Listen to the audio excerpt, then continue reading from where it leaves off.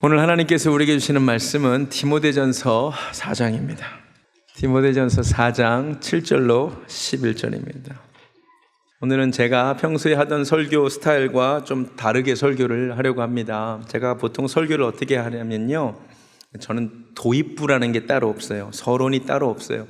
그냥 저는 오늘 몇 절 읽읍시다, 그리고 이제 성경 이야기를 하죠. 근데 오늘은 달라요. 오늘은 서론이 조금 깁니다. 그럴 만한 이유가 있기 때문인데요, 한번 잘 들어보시기 바랍니다. 제가 교회사 이야기를 조금 하려고 합니다. 자, PPT를 보여주시면, 예수님이 우리에게 미션을 주셨죠. 미션. 그렇죠. 이 미션이 어디 나오냐면 마태복음 28장에 나옵니다. 우리 성경을 피시기 바랍니다. 마태복음 28장. 내가 잘 안다 할지라도 성경을 펴보세요. 이게 주님이 주신 미션이에요. 마태복음 28장 19절로 20절까지 이 말씀에 줄이 혹시 안 쳐져 있다, 이 줄 쳐야 돼. 그리고 옆에 쓰세요. 이건 미션이야. 우리에게 주신 미션. 자, 뭐냐면, 그러므로 너희는 가서 모든 민족을 제자로 삼아 아버지와 아들과 성령의 이름으로 세례를 베풀고 내가 너에게 분부한 모든 것을 가르쳐 지키게 하라. 이것이 교회에게 주신 주님의 미션입니다. 이 미션 때문에 무엇이 생기냐면 교회에서 미니스트리를 합니다. 사역을 하게 되는 것입니다. 그렇죠? 하라고 하셨으니까. 그래서 여러 사역을 교회가 해야 되지만 특별히 교회가 해야 될 가장 중요한 사역은 예수님이 하신 거 따라하는 거 아니겠어요? 그렇죠? 예수님이 사역을 여러 가지를 하셨지만 본인의 사역을 이렇게 정리된 구절이 마태복음 4장 23절입니다. 펴보세요. 마태복음 4장 23절을 피셔서 줄이 안 쳐져 있으면 줄을 치시고 옆에다가 이게 미니스트리다. 교회는 이런 일들을 해야 되는구나. 예수님이 이렇게 일을 하셨으니까. 자, 예수님이 어떤 일을 하셨냐면, 자, 마태복음 4장 23절 성경책 있으신 분들은 다 피세요. 없는 분들은 핸드폰으로 보세요. 예수께서 온 갈릴리에 두루 다니사 그들의 회당에서 가르치시며 천국 복음을 전파하시며 백성 중에 모든 병과 모든 약한 것을 고치셨어요. 예수님이 하신 미니스트리의 핵심은 세 가지인데, 첫 번째 teaching, 하나님 나라를 가르쳐 주셨어. preaching, 전도하셨어, 전파하셨어. 그리고 healing, 고치셨어. 여러분, 교회도 이 세 가지입니다. 교회에서도 하나님 나라에 대해 여러분에게 가르치는 거잖아요. 그리고 전도하잖아요. 그렇죠? 전파하잖아요, 하나님 나라를. 그리고 연약한 사람, 상처 입은 사람, 병든 사람을 고치는 일이 교회가 하는 일입니다. 할렐루야. 네, 미션의 근거에 미니스트리가 있어요. 근데 문제가 있어. 많은 교회들이 주님이 미니스트리 하라고 하셨는데 성경이 명하지 않은 다른 일들을 하기 시작합니다. 그게 뭐냐면, 미니스트리는 조금씩 그렇게 관심이 없어지고 교회라고 하는 조직을 매니지먼트하고 메인테넌스 하는 일들을 하기 시작합니다. 근데 이건 성경에 없어요. 성경에 너네 조직을 관리해라, 메인테넌스 해라, 매니지먼트 해라라는 말은 사실 없거든.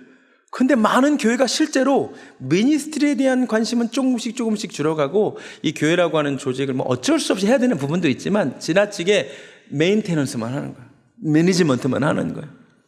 그래서 하나님 나라에 대한 티칭과 프리칭이 있어야 되는데 이게 점점 사라져서 사람들은 들어오지 않고 젊은 사람들은 떠나고 연세 드신 분들만 교회를 지키고 있다가 메인테넌스만 하다 보면 교회가 어떻게 되느냐, 결국 뮤지엄이 돼요. 제 말이 맞죠? 유럽의 수많은 교회들이 뮤지엄으로 남아있습니다. 한때 교회였어요. 한때 미니스트리가 있었던 교회들이에요. 근데 이 교회들이 더 이상 미니스트리에 대한 관심보다는 메인테넌스하고 매니지먼트 하다가 뮤지엄으로 변해버렸어. 그나마 큰 교회들은 뮤지엄으로 남았지 흔적도 없이 소리소문 없이 사라진 교회들이 너무나 많아요. 그런데 어떻게 아직까지 이렇게 교회들이 살아남아 있고 많은 교회들이 이렇게 움직이고 있느냐? 역사 가운데 교회가 이렇게 메인테넌스 하면 안 되지, 매니지먼트 하면 안 되지, 다시 주님이 말씀하신 미션으로 돌아가야지 하는 운동이 있었어요. 무브먼트가 있었어요. 제가 다 M으로 정리했습니다. 기억하기 쉽게. 미션에 근거하여 미니스트리가 있는데 미니스트리가 메인테넌스로 전락하면 뮤지엄 되는데, 이거를 막기 위해서 하나님께서 하나님의 사람들을 감동을 시키셔가지고 무브먼트들이 일어났다 이거예요. 그 무브먼트 때문에 다시 새로운 교회가 생기고 새로운 교단이 생기고 새로운 사역이 생겼다 이 말입니다. 여기까지 잘 따라오고 계세요? 오케이. 자, 이거를 제가 역사적으로 제가 교회사를 전공한 사람이잖아요. 이렇게 한번 얘기해 볼게요. 우리가 이제 16세기 종교개혁의 후예니까 16세기부터 한번 얘기해 볼게요. 자, 16세기에 카톨릭이 너무나 타락했어.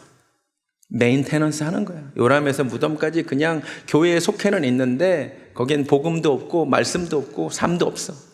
그래서 이 메인테넌스 하는 교회에 불만을 가진, 하나님의 거룩한 불만을 가진 여러 종교 개혁가들이 레포메이션, 이건 교회의 본래 모습이 아니야, 폼을 다시 가져가자 해서 종교 개혁 운동이 일어납니다. 이 종교 개혁자들의 그 모토가 아드 폰테스, 라틴어로 처음으로 돌아가자, 뿌리로 돌아가자, 말씀으로 돌아가자, 근원으로 돌아가자. 할렐루야. 그래가지고 이 종교개혁의 결과 수많은 새로운 교단들과 교회들이 생겨났다 이거예요. 16세기에 장로교회도 생기고 또 침례교회 전신인 제세례파도 있고 성공회도 생기고 여러 교단들이 생겨났다 이거예요. 특별히 이제 마틴 루터의 종교개혁의 결과 루터교가 생겨났어요. 근데요, 한 세기만 지나니까 또 교회가 메인테넌스예요. 이 루터교가 17세기 루터교가 어떻게 변하냐면 개신교 정통주의라 그래가지고 또 장로교도 마찬가지. 신앙생활이 뭐냐면 다른 게 없어. 너 예수 믿어. 그게 뭐야? 증거가 뭐야? 나 신조 외운대. 독트린 외운대. 그러니까는 예수 믿으면 웨스트민스터 신조를 외우고 하이델베르크 신조를 외우고 무슨 그런 걸 외운다는 거예요. 삶은 없어. 하나님과의 만남이 없어. 이게 뭐야? 다 그냥 메인테넌스 하는 거예요. 그래서 이에 대한 불만을, 또 거룩한 불만을 가진 사람들이 17세기에 또 무브먼트를 일으켜요. 그걸 보고 경건주의 운동이라 그래요. 파이어티즘. 이 경건주의에 쓰임받은 사람들이 프랑케, 슈페너, 진젠도르프 이런 사람들이에요. 이 경건주의의 모토는 뭐냐면 머리에서 가슴으로요. 다 신앙생활을 너무 머리로만 교리를 외우는 것만 하는, 그게 아니야. 기독교는 가슴의 종교라는 거지. 가슴이 뜨거워져야 된다는 거지. 체험해야 된다는 거지. 할렐루야. 이걸 강조하는 거예요. 그리고 말씀이 삶으로, 이 성경 말씀이 그냥 읽는 게 중요한 것이 아니라 삶 속에 이것이 와야 된다는 거죠. 할렐루야.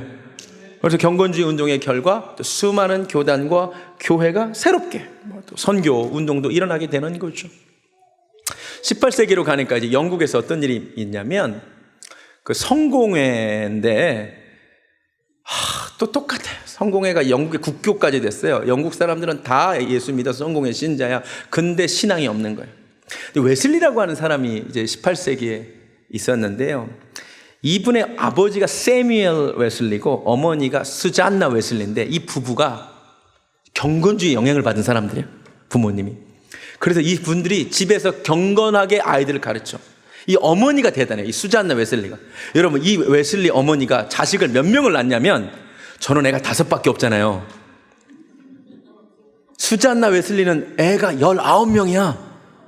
19. 할렐루야. 저는 명함도 못 거면 5밖에 없냐고 그럴 거예요, 저한테. 근데 이 어머니가 대단한 게 뭐냐면 집에서 매일 가정 예배를 드리는 거예요. 매일 아이들 성경 읽기를 시키는 거예요. 매일 기도 훈련을 시키는 거야. 그리고 이 어머니가 진짜 대단한 사람이 뭐냐면 19명을 일주일에 시간을 쪼개가지고 30분씩 만나요. 월요일 아침에는 큰아들, 월요일 저녁에는 둘째 딸, 화요일 아침에는 셋째 아들. 30분간 만나서 이 엄마가 뭐냐면 아이의 신앙을 점검해. 우와, 대단한 엄마야. 이 아이가 말씀을 읽고 있는지, 이 말씀과 이 아이가 기도 생활을 하는지, 이 아이가 정말 하나님을 만났는지. 진짜 또 놀라운 게 뭐냐면 남겨진 기록에 하면 이 어머니가 제일 주의 깊게 체크한 게 뭐냐, 이 아이의 에고, 자아가 얼마나 깨졌는지. 대단한 부모입니다. 그 밑에서 웨슬리가 경건 훈련을 받으면서 신앙생활을 하면서 자라요. 그리고 대학에 갔어요. 웨슬리 공부를 잘했어요. 옥스퍼드 대학에 갔어요. 대학에 갔는데 다 예수 믿는데 영국의 국교회니까 안 믿는 사람이 없어. 근데 자기는 어렸을 때부터 경건 훈련을 받고 신앙생활을 하고 자랐는데 대학교에 왔더니 다 가짜들이야. 예수를 믿는데 삶이 없어. 어떠한 경건한 삶도 없어. 웨슬리가 통탄하죠. 그래서 웨슬리가 옥스퍼드 대학교에서 홀리 클럽을 만들어요. 대단한 사람입니다. 그래서 어머니한테 배운 그대로 일주일에 한 번씩 대학생들이 만나가지고 너 성경 읽었어 이번 주에? 너 기도했어? 너 금식은 했어 혹시? 너 누군가를 전도했어? 너 누군가 불쌍한 사람 구제했어? 이런 거를 막 체크하는 거예요. 대단하죠. 부모한테 배운 그대로 하는 거예요. 웨슬리가. 웨슬리를 따라서 그 운동에 참여한 사람들이 많아졌습니다. 근데 주변 사람들이 비난하죠. 조롱하죠. 뭐라고 비난하느냐? 야, 너네는 무슨 신앙생활을 1번 성경 몇 장 읽었나? 2번 기도 몇 시간 했나? 3번 전도했나? 그렇게 방법을 정해놓고 하느냐? Are you Methodist? 여러분, 감리교가 영어로 뭐죠? 원래 조롱하는 말이었습니다. 너네 메소디스트야? 너네 율법주의자들이야? 너네 그런 식으로 신앙생활 하는 사람들이야? 원래 조롱하는 말이야. 근데 뭐 그렇게 비난하든 말든 우리는 이렇게 해서 경건한 삶을 살겠다. 그래서 감리교라는 교단이 나오고 새로운 교회들이 갱신이 있었던 거죠. 그래가지고 감리교가 19세기 되면 미국의 최대 교단이 되죠. 그런데 19세기 중반 정도 돼서 미국의 최대 교단 되니까 또 이 감리교회가 메인테넌스 합니다. 매니지먼트 합니다. 이제 뭐 별로 홀리니스 강조하지도 않습니다. 이 모습을 보고 19세기 중반부에 홀리니스 무브먼트가 이런 거예요. 성결운동. 원래 이런 게 아니었지 않느냐. 우리 거룩한 삶 살자. 그래서 이 결과 우리 교단이 성결교회인 거죠. 20세기에는 이 성결운동에서 순복음운동, 오순절 운동이 이렇게 분할돼서 나오는 거죠. 이 결과 또 수많은 오순절 교단들과 교회들이 생겨나는 거죠. 여기까지 잘 따라오고 계세요? 재밌죠? 네, 이게 교회사예요. 제가 이거를 조금 이런 식으로 한번 설명을 해봤습니다. 제가 그 유럽의 각 나라들의 탈기독교와 이 부흥운동의 상관관계를 이렇게 한번 정리해봤습니다. 약간 지나치게 단순한 면이 있습니다. 영어로 at the risk of oversimplification. 그러니까 제가 너무 지나치게 단순화했다고 비판할지 모르겠지만 상당히 일리 있는 분석이라고 저는 생각합니다. 유럽에 워낙 많은 나라가 있으니까 세 나라만 얘기합시다. 프랑스, 독일, 영국, 그리고 미국을 한번 비교해 보겠습니다. 자, 아까 16세기에 어떤 부흥운동이 있었다 그랬죠? 종교개혁. 쓰세요. 적자 생존이란 말이 있어. 적어야 된다고. 아직도 무슨 말인지 모르시는 분은 그냥 넘어가면 돼요. 적으면 돼. 그 종교개혁은 프랑스에서도 있었고 독일에서도 있었고 영국에서도 있었습니다. 미국은 없었죠. 왜? 미국이라는 나라는 그 당시 존재하지 않았거든. 미국은 이제 1776년도에 독립하잖아요.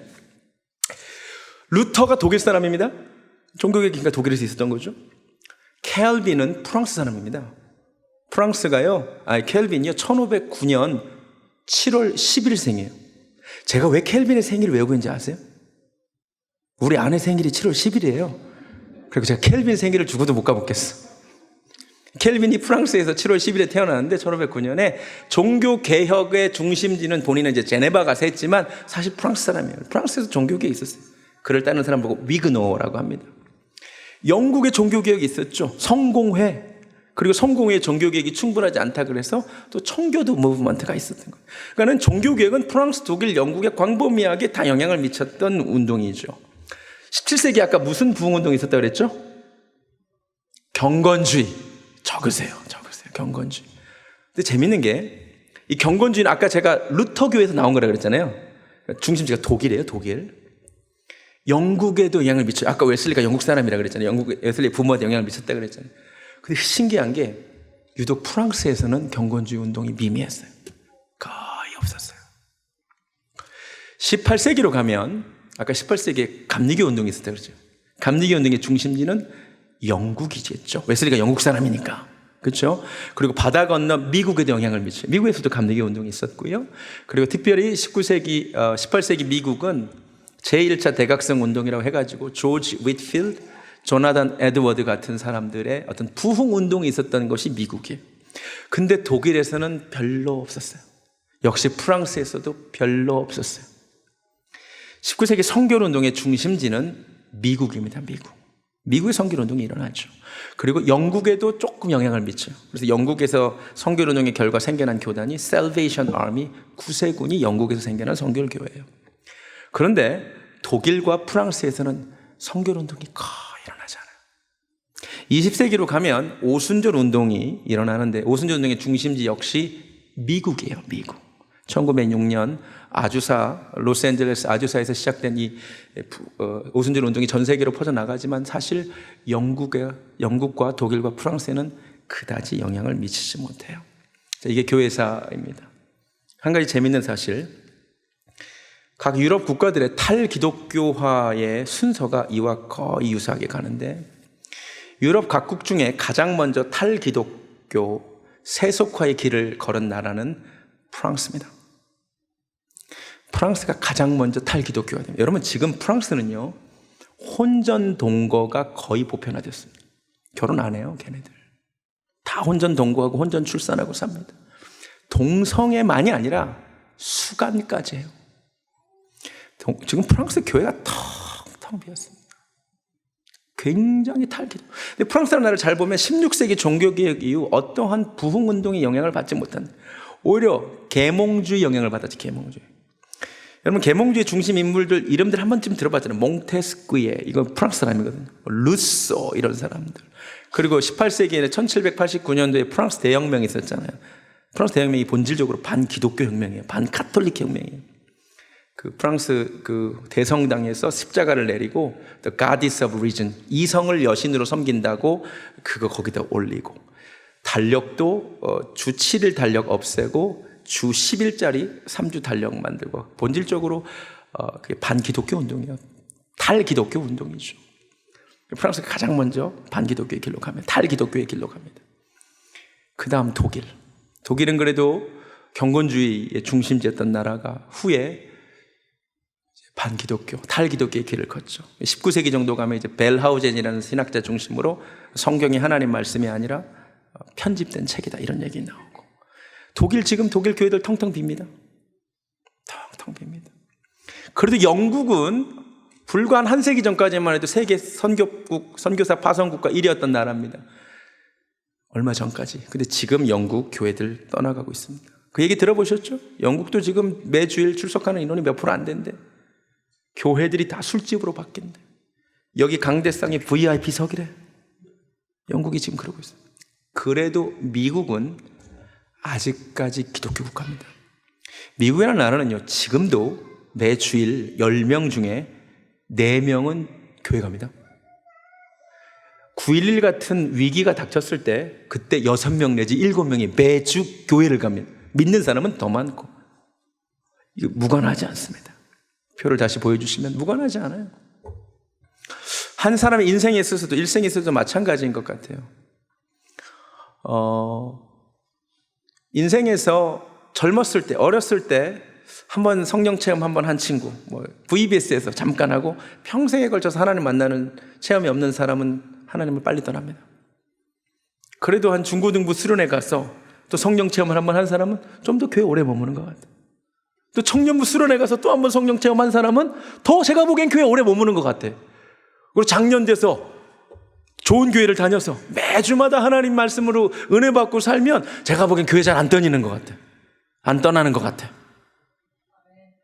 할렐루야. 우리 베델교회 같이 좋은 교회 다니면 잘 안 떠나는 거죠. 이런 건 좀 크게 아멘 해야 되는 거죠. 할렐루야. 여러분, 이 결과 우리에게 분명해지는 것이 하나 있습니다. 교회가 메인테넌스 하다가 매니지먼트 하다가 뮤지엄으로 전락하지 않으려면 교회에는 무브먼트가 필요합니다. 무브먼트가 반드시 있어야 돼요. 저 오늘 본문으로 들어갑니다. 오늘 서론이 길었습니다. 저는 특별히 이 시대에 여러 무브먼트가 필요하지만 가장 필요한 무브먼트는 저는 성결운동이라고 생각합니다. 왜냐하면 우리 교단이 성결교회라서가 아니에요. 그게 중요한 게 아니라 이 시대가 악하고 음란한 시대고 하나님의 뜻이에요. 그게 레위기 11장 45절에 이렇게 되어 있습니다. 다 같이 읽겠습니다. 시작. 내가 거룩하니 너희도 거룩할지어다. 아멘. 이게 하나님 뜻이야. 거룩한 삶을 살라는 거야. 오늘 본문 봅니다. 디모데전서 4장 7절에서도 하나님이 이렇게 말합니다.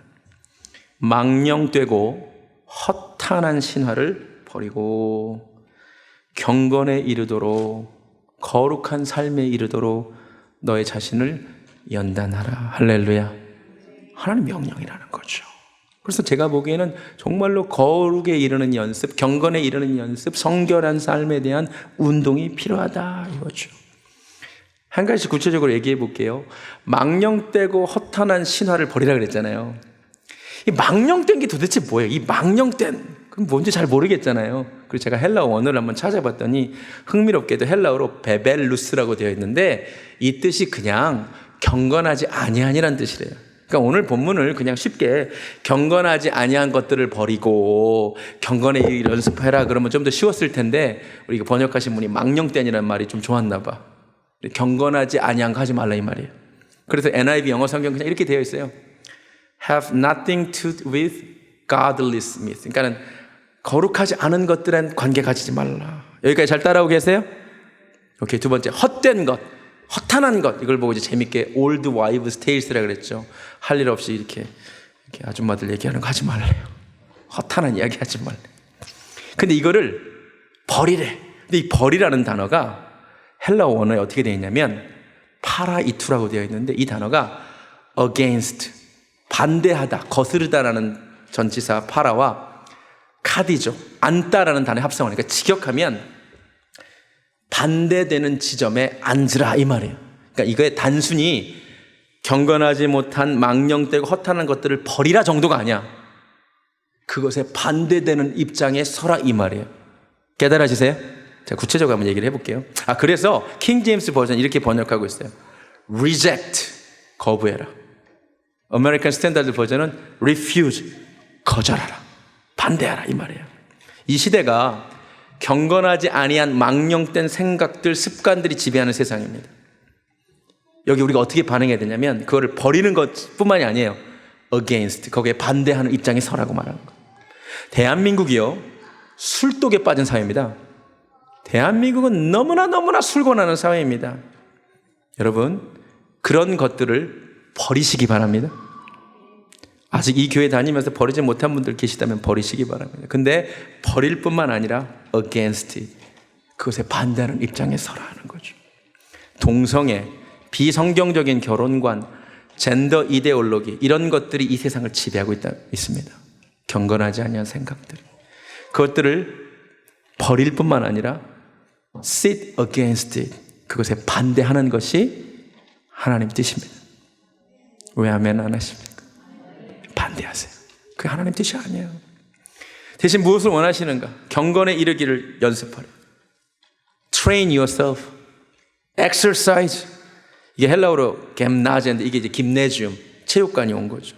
체육관에서 운동선수들이 땀 흘려 훈련하듯이 경건에 이르기를 그렇게 땀 흘려 훈련하래요. 연습하래요. 경건은 뭐냐면, 거룩은 뭐냐면 구별됨이에요. 성경이 말하는 거룩함이라. 구별된 삶, 구별된 생각, 구별된 마음을 가지라는 거죠. 할렐루야. 이 경건의 유익이 있어요. 8절을 보면 육체의 연단은 약간의 유익이 있어요. 연습하면 몸짱이 되겠죠. 약간의 유익이 있어요. 그런데 경건한 삶은, 구별된 삶은 범사에 유익해요. 근데 이 범사가 헬라어 프로스판타라는 단어가 정확하게 번역하면 모든 면에서 유익하대요. 여러분, 경건한 삶은 모든 면에서 유익하답니다. 그리고 이 약속이 있는데 이 생애뿐만 아니라, 금생애뿐만 아니라 다음 생에도, 하나님 앞에 섰을 때도 이게 유익하답니다. 할렐루야. 상이 있대, 상이. 여러분, 굉장히 중요한 얘기 같아요. 이게 운동선수들이 열심히 훈련하고 애쓰는 이유는 상 받기 위해서이죠. 사실은 올림픽 가서 뭐 하기 위해서? 금메달 따기 위해서죠. 그렇죠? 우리도 경건 훈련을 하는 이유는 뭐냐면 상이 있기 때문이래요. 여러분 믿으세요? 상이 있대요. 히브리서 11장 6절에 이런 말씀이 있어요. 다 같이 읽어볼까요? 시작. 하나님께 나아가는 자는 반드시 그가 계신 것과 또 그가 자기를 찾는 자들에게 상 주시는 이심을 믿어야 할지니라. 하나님에 대한 두 가지 믿음을 요구하는데 첫 번째는 그의 존재에 대한 믿음. 여러분, 우리는 하나님이 존재하신다고 믿어야 합니다. 근데 그게 끝이 아니야. 더 나아가는 거야. 하나님이 어떤 분이냐? 자기를 찾는 자들에게, 하나님께 가까이 가는 자에게, 하나님의 성품을 닮으려고 하는 자에게 상 주시는 분이시래요. 여러분, 상 있습니다. 또 이 중에 또 나는 그냥 구원만 받으면 됐지 뭐 상 같은 건 별로, 그러지 마세요. 졸업해도 좋지만 상 받으면 더 좋잖아요. 그죠? 그럼 하나님 나라 갔을 때 구원받은 것도 좋지만 상 받으면 더 좋습니다. 사실은 사도 바울은요, 그 상을 바라본 사람입니다. 빌립보서 3장 이런 말씀이 있습니다. 내가 그리스도 예수께 잡힌 바 된 그것을 잡으려고 쫓아가노라. 그게 뭐냐? 부름의 상을 위하여 쫓아간다. 사도 바울은 내가 왜 그렇게 이렇게 열심히 신앙생활 하는 줄 알아? 나는 상을 기대하기 때문이야 라고 얘기해요. 디모데후서 4장에서도 말합니다. 내가 선한 싸움을 싸우고 나의 달려갈 길을 마치고 믿음을 지켰으니 이제 후로는 나를 위하여 의의 면류관, 이게 그 당시 금메달입니다. 올림픽에서 면류관 줬잖아요. 나는 상을 기대한다. 고린도전서 9장에서도 저희는 썩을 면류관을 기대하지만 나는 썩지 아니할 면류관을 기대한다. 여러분, 이 상을 사모하시기 바랍니다. 경건은 모든 사람에게 주신 하나님의 명령인 것 같습니다. 구절을 보니까 미쁘다, 믿음직하다, 믿을만하다, trustworthy, 이 말이요 모든 사람들이 받을 만하도다. 제가 지금까지 경건한 삶을 살자, 거룩한 삶을 살자, 구별된 삶을 살자 하면 이 중에 또 몇 분은 그 목사님들이나 뭐 전도사님들이나 뭐 교회 중직자들이나 라고 생각할지 모릅니다. No, 이 말씀은 모든 사람에게 주신 하나님의 명령입니다. 모든 사람이 받을 말씀입니다. 할렐루야. 또 하나 11절, 너가 누구냐면 디모데, 후배 목사인 디모데한테 사도 바울이 너는 이것들을 명하고 가르치래요. 저는 이 말씀에 순종하여 저도 여러분들에게 이것들을 명하고 가르칩니다. 경건에 이르는 연습이 있기를 주님의 이름으로 축원합니다. 정말로 저는 우리 교회가 이 경건에 이르는 훈련이 필요하다고 생각합니다. 그래서 오늘 우리가 뭐 할 거냐면 주보에 나왔지만 제가 보기엔 웨슬리가 한 게 제일 좋은 것 같아요. 웨슬리가 홀리클럽 만들었다 그랬잖아요. 우리 교회도 홀리클럽을 만들려고 그래요. 뭐 하냐면 우리도 일주일에 한 번씩 모여가지고 서로 점검하려고 그래요. 체크하려고 그래요. 성경 읽었어? 기도했어? 여러분, 외적인 강제가 내적인 자발성을 불러일으킨다는 말이 있어요. 여러분, 자식들이 엄마 내가 알아서 공부할게요. 믿지 마세요. 내가 알아서 성경 읽어요. 거짓말이에요. 그렇게 될 수가 없어요. 외적인 강제가 있어야 내적인 자발성도 생기는 거예요. 할렐루야. 정말이에요. 저희 부모님이 어렸을 때 아침에 가면 너 성경 읽었어? 아직 못 읽었는데요. 가서 성경 읽고 와. 그래야 밥 주셨어. 밤에 자기 전에 너 성경 읽었어? 아직 못 읽었는데요. 너 성경 읽고 자. 그게 경건에 이르는 훈련을 시키는 방법이야. 할렐루야. 혼자 못 하잖아요. 같이 하잖아요. 같이 모여서 소그룹으로 나눠져서 이번 주 주일 예배 드렸는지, 말씀을 적었는지, 금요 예배는 드렸는지, 성경을 암송했는지, 기도는 했는지 서로 점검하면 한 2달 정도 해보면 우리한테 좋은 습관이 생길 줄로 믿습니다. 저보고 메소디스트, are you Methodist? 율법주의자야? 비판해도 좋습니다. 하나님께서 경건을 연습하라고 해서 제가 연습하자 그것뿐입니다. 나가면 신청서가 있는데 참여하시기 바랍니다. 육체의 연단은 약간의 유익이 있으나 경건은 범사에 유익하기 때문입니다. 할렐루야. 마지막 한 가지만 말씀드릴게요. 여기까지 설교 들으니까 마음이 막 부담스러워. 잘못 왔다 싶어. 이 교회 좀 편하게 다니고 싶었는데 또 목사가 나를 괴롭히는구나. 당연히 어렵지. 어떤 일이든 처음 시작하기는 너무 어려워요. 그래서 제가 오늘 굉장히 중요한 사실을 하나 알려드릴게요. 제가 좋아하는 말씀이 시편 1편 6절 말씀이에요. 저는 이 말씀이 참 좋더라고요. 여호와께서 의인의 길은 인정하시나 악인의 길은 망하리로다 하는 말씀이 참 좋은데, 그러니까 하나님 보시기에는 두 길이 있는 거죠. 의인이 길, 죄인이 가는 길. 제가 한번 길을 묵상해 봤어요. 제가 언젠가 또 설교했죠. 여러분, 길이라는 게 도대체 뭐예요? 우리가 여기 베델교회로 운전하고 오셨잖아요. 길 따라 오셨잖아요. 근데 그 길이라는 게 원래부터 존재했던 거예요? 누군가 만든 거예요? 길은 만든 거예요. 맞죠? 원래 처음부터 길이라는 건 없어요. 우리가 말은 등산로, 산책로라고 말은 하지만 원래 그런 게 어디 있어? 다 만든 거지. 산에 등산로가 어디 있어? 다 만든 거 아니겠어요? 그렇죠? 처음에 한 사람이 등산로 걸어간 거죠. 근데 처음에 등산로를 만들 때 얼마나 어려웠을까? 그렇죠? 막 쳐내고 처음에 그 길 만드는 사람이 너무너무 힘들었을 거예요. 근데 힘들지만 그 길을 내면, 그리고 그 다음 사람이 또 걷고 그 길을 또 걷고 가다 보면 길이 생겨요, 안 생겨요? 생겨요. 처음에 길 만들기가 어렵지 한 번 길을 만들어 놓으면 그 다음부터 쉬워요. 할렐루야. 의인의 길, 죄인의 길 다 똑같습니다. 처음이 어렵지 길 만들기가 어렵지 길 만들면 그 다음부터 쉬워요. 여러분, 새벽 예배 나오는 게 쉬워요, 어려워요? 솔직하게 어려워요. 왜 어려워? 길이 안 났으니까. 인생의 새벽 기도에 길을 내본 적이 없으니까 어려운 거야. 근데 여러분이 오늘도 새벽에 일어나고 내일도 새벽에 일어나고 그렇게 한 달, 2달, 3달만 해봐요. 처음엔 그렇게 어려웠는데 일어나져요. 내 삶의 새벽 예배에 길이 나거든. 아멘을 안 하기로 작정을 하셨어요, 그냥. 제가요, 새벽형 인간이 아니에요. 저도 공부하던 사람이 맨날 1시, 2시까지 공부하고 자던 사람이 어떻게 새벽 기도를 합니까? 솔직히 목회를, 제가 3부에 진짜 오늘 솔직한 얘기 하네. 목회하면서 제일 두려웠던 것 중에 하나가 뭔지 아세요? 새벽 예배. 새벽 예배 누가 만들어갖고 가만히 생각해보니까 예수님이 하셨어. 그러니까 더 이상 말을 못하겠어. 예수님이 새벽 미명에 일어나셨잖아. 주님이 만드셨으니까 어쩔 수 없는데 제일 걱정 나 새벽 예배. 나 새벽형 인간이 아닌데. 근데요, 내가 벌써 목회한 지 거의 이제 6년 됐잖아요. 5년 반 동안 새벽 예배를 매일 하니까요. 세상에 제 삶의 새벽 예배에 길이 나갔고요. 제가 매일 5시 전에 일어나는데 억울하게 새벽 기도 없는 토요일에도 6시, 5시에 일어나. 억울해 죽겠어. 그날은 좀 잤으면 좋겠는데. 제 삶에 새벽 예배에 길이 난 거야. 저는 지금 새벽 예배 가는 게 그렇게 어렵지 않아요. 다 똑같아요. 여러분, 집에서 가정 예배를 드리는 게 쉬워요? 어려워요? 솔직하게 어려워. 왜 어려울까? 길이 안 나서 어려운 거지. 집에 가정 예배를 드려본 적이 없는 걸. 근데요, 오늘도 가정 예배를 집에서 드리고 내일도 드리고 매일 가정 예배를 드리면 그 집에 가정 예배의 길이 납니다. 저는 어렸을 때 태어나 보니 우리 집안이 아침 저녁으로 가정 예배를 드리는 집안이야. 금방 길 나더라고.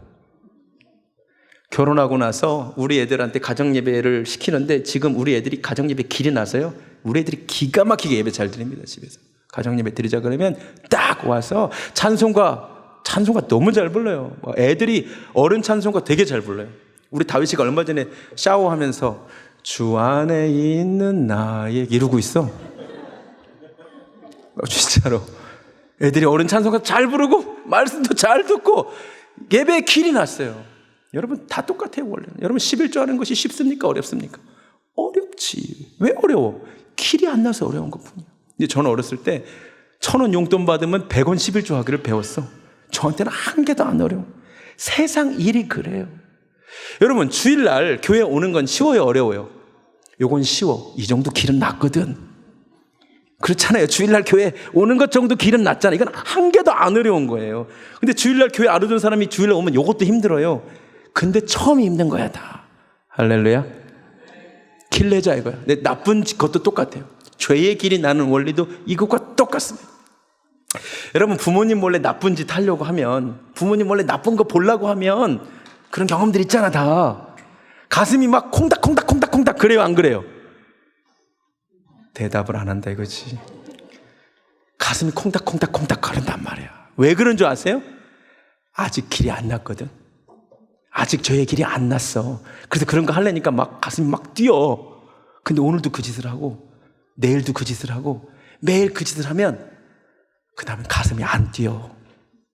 죄의 길이 나버렸거든. 여러분 이게 길 나는 원리입니다. 여러분 하나님 앞에 의의 길이 나는 원리와 죄의 길이 나는 원리가 정확하게 똑같아요. 처음은 어려워요. 근데 길 내면 돼요. 할렐루야. 여러분의 경건에 이르는 길을 내시기를 주님의 이름으로 축원합니다. 여러분 삶의 예배의 길이 나기 원합니다. 말씀의 길이 나기 원합니다. 기도의 길이 나기 원합니다. 헌신의 길이 나기 원합니다. 할렐루야. 죄의 길이 혹시 나버렸어요? 그거 없애는 방법은 딱 하나예요. 아무리 선명하게 난 산책로라도 등산로라도 아무도 그 길을 찾지 않으면 잠시 뒤에 그 길은 없어지는 거 아세요? 길은 안 가면 없어집니다. 여러분 내 인생에 어쩔 수 없이 나버린 죄의 길들이 있어요. 그 없애는 방법은 딱 하나예요. 오늘부터 그거 안 하면 돼요. 그러면 그 길이 없어집니다. 할렐루야. 의의 길도 똑같아. 여러분이 저 목사님 내가 왕년에 새벽기도 한 번도 안 빠졌던 사람이에요. 지금은 다 없어졌잖아. 아무리 길이 낫다 할지라도 안 가면 그 길이 없어지는 거예요. 말씀 마칩니다. 이 시대에 제가 보기에 하나님이 다시 무브먼트를 원하세요. 이 악하고 음란한 시대에 정말 경건에 이르는 연습을 하기 원하세요.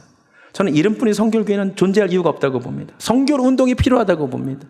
경건에 이르는 길을 함께 내는 교회 되기를 주님의 이름으로 축원합니다. 찬양합시다.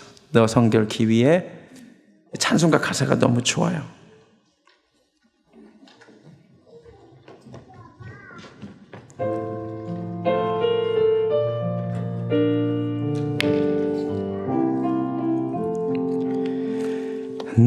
너 성결케 위해 늘 기도하며 너 주 안에 있어 늘 성경 보고 온 형제들 함께 늘 사귀면서 일하기 전마다 너 이렇게 성결한 삶을 사는 거예요. 너 성결케 위해 내 머리 숙여 저 은밀히 계신 내 주께 빌라 주 사귀어 살면 주 닮으리니 널 보는 이마다 주 생각하리. 너 성결 주님을 따라가는 것입니다. 주 따라가고 일 다급하여도 당황치 말고 참 즐거울 때나 또 슬플 때나 너 주님만 믿고 늘 따라 너 성결케 위해 너 성결케 위해 늘 기도하며 내 소원을 주께 다 맡기어 성령을 받으면 너 성령을 받아 주 섬겨 살면 저 천국에 가서 더 잘 섬기리. 다 눈 감습니다. 주님의 미션이 있었는데 그것 때문에 교회는 사역을 하는데 언제부턴가 교회가 사역이 아니라 메인테넌스, 매니지먼트 하다가 뮤지엄으로 전락하게 된다는 것을 오늘 알게 되었습니다. 무브먼트가 있어야 다시 새로워져야 교회에는 생명력이 있음을 알게 되었습니다. 아니 교회만이 아니라 한 사람의 인생도 마찬가지입니다. 내 인생에 다시 새로운 예배 운동이 시작되기를 원합니다. 내 인생의 말씀과 기도와 찬송과 헌신과 경건 운동, 정말 성결 운동이 시작되기 원합니다. 각 구역마다, 각 가정마다 이런 무브먼트가 시작되는 교회 되기를 원합니다. 주여, 길 내기가 어렵습니다. 의의 길이 오늘부터 나기를 원합니다. 그리고 내 인생에 어쩔 수 없이 나버린 죄악의 길들은 오늘부터 안감으로 사라지기를 정말로 원합니다. 우리 이 말씀 붙들고 우리 다 같이 함성으로 주의 이름 한번 부르고 기도하면서 나가겠습니다. 주여 하나님 감사합니다. 오늘 또 기록된 말씀을 통하여 나에게 말씀해 주시니 감사합니다. 내게 주시는 레마의 말씀으로 들리게 하여 주시옵소서. 하나님, 우리 교회가 이름뿐인 성결교회 되지 않게 하시고 정말로 경건에 이르는 훈련하는, 경건에 이르는 연습하는, 하나님을 기쁘시게 하는 교회 되게 하여 주시옵소서. 각 가정마다, 각 아버지 구역마다, 각 인생마다 하나님이 기뻐하시는 거룩한 무브먼트가 있게 하여 주시옵소서. 경건에 이르는 훈련과 경건에 이르는 연습이 있는 하나님, 그런 교회 되게 하여 주시옵소서. 하나님 감사합니다. 할렐루야, 찬양합니다. 아버지, 오늘 말씀을 듣고 이 말씀이 내게 주시는 하나님의 음성으로 들려서 반응하는 우리들 하나님 되게 하여 주시고, 특별히 어린아이들을 축복합니다. 어렸을 때부터 삶에서 경건의 길이, 구별된 삶의 길이 하나님 나게 하여 주시옵소서. 하나님, 이 시간 아버지 하나님, 눈이 어두워 보지 못하는 이가 있다면 성령께서 그 눈을 뜨게 하셔서 우리의 아버지 실상과 우리의 운명을 보게 하여 주시옵소서. 하나님 감사합니다. 망령되고 허탄한 신화를 버리고 경건에 이르도록 내 자신을 연단하라. 육체의 연단은 약간의 유익이 있으나 경건은 범사에 유익하니 금생과 내생에 약속이 있느니라. 미쁘다 이 말이여 모든 사람들이 받을 만하도다. 하나님, 오늘 이 말씀을 이 자리에 있는 모든 사람들에게 주신 줄로 믿습니다. 이 말씀이 내게 주시는 레마의 말씀으로 들리게 하여 주시옵소서. 이제는 우리 주 예수 그리스도의 은혜와 하나님 아버지의 극진하신 사랑과 성령님의 역사하심이 오늘 말씀을 통하여 경건에 이르는 연습을 하며 의의 길, 거룩의 길, 내 길을 소원하는 사랑하는 베들기의 성도님들 머리 위에 지금부터 영원까지 함께 하시기를 간절히 축원하옵나이다. 아멘.